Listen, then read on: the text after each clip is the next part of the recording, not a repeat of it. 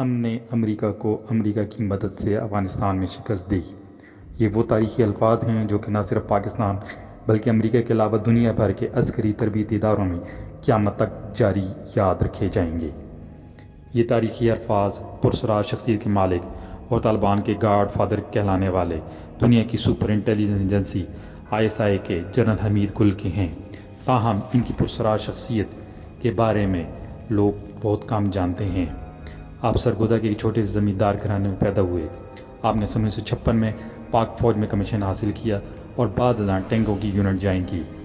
انہوں نے 1965 کی لڑائی ایک ٹینک کمانڈر کے طور پر لڑی اور بھارتی فوج کے سیالکوٹ پر ٹینکوں کے حملے کو ناکام بنایا۔ اسی بہادری کے اعزاز کے طور پر ان کو بعد ازاں ستارہ بصالت اور ہلال امتیاز سے نوازا گیا۔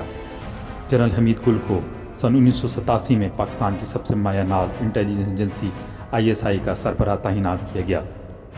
تاہم اس موقع پر انہوں نے امریکہ میں ایک وار کورس میں شامل ہونے سے یہ کہہ کر انکار کر دیا کہ کافر کون ہوتا ہے، مجھے جنگ سکھانے والا۔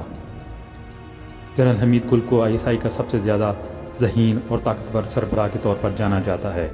افغانستان سے روسی انخلا کے موقع پر ان کی جنگی حکمت عملی کے باعث انہیں جنگی ہیرو طالبان کا گاڈ فادر کے طور پر جانا جاتا ہے۔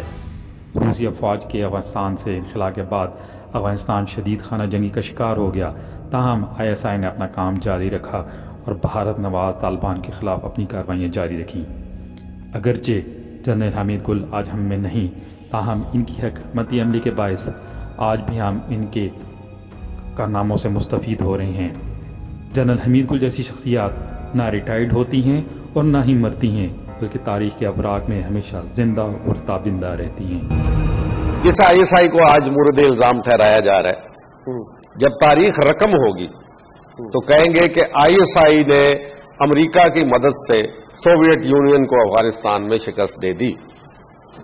پھر ایک اور جملہ ہوگا، ISI نے امریکہ کی مدد سے امریکہ کو شکست دے دی۔